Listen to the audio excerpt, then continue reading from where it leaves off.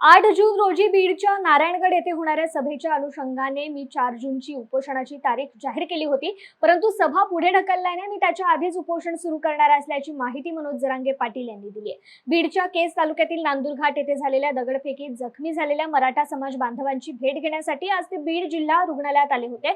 यावेळी त्यांनी माध्यमांशी संवाद साधला। दरम्यान बीडमध्ये हा जो प्रकार सुरू आहे तो आता निवडणुकीनंतर होणं मला अपेक्षितच होतं।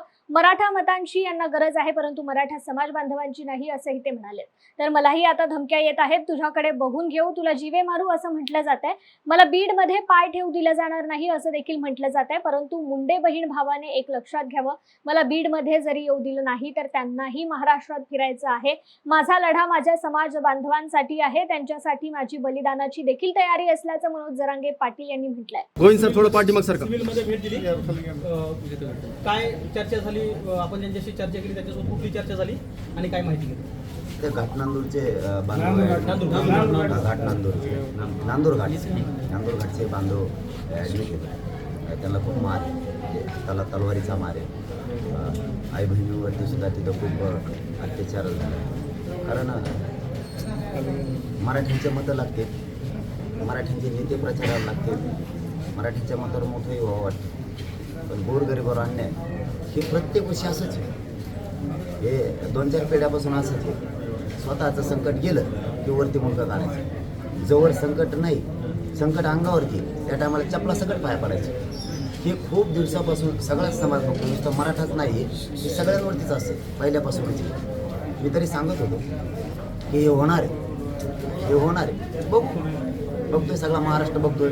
आष्टीपाटात काय झालंय, बीडमध्ये काय झालंय, माजलगावला काय झालंय, परळीमध्ये काय होतंय, केजमध्ये आंबेगाव काय होतंय, उभा महाराष्ट्र बघतो।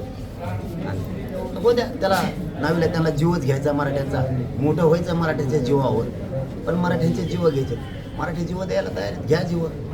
शेवटी आता 2 बहीण भावाचा विषय, शेवटी मराठी मताला घ्यायचे, मोठं व्हायचं, पक्षात कोणच्या राहायचं, अजितदादांच्या राहायचं, शरद पवारांच्या राहायचं, परत शिवसेनेत पण राहायचं, भाजपमध्ये पण राहायचं, मराठ्यांची मदत घ्यायची, मराठ्यांची जात संपवायची। जो खरा अपमान आणि खरी हार हे त्यांच्या व्यासपीठावर बसणाऱ्या मराठीची नेत्याची, कारण जातच संपायला लागली। काय किंमत आहे तुम्हाला काय किंमत राहणार आहे उद्या जातच जर संपली तर मराठ्यांच्या नेत्याला? तुम्हाला काय किंमत राहणार, झाडून घ्यायला लागेल।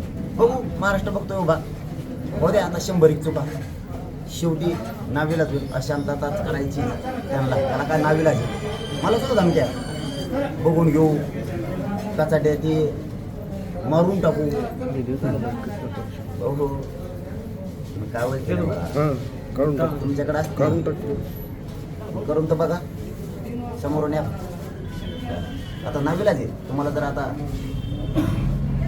भावनाच बदलायची, अशांतताच पसरायची, त्याला मराठ्यांचं काय विलाज?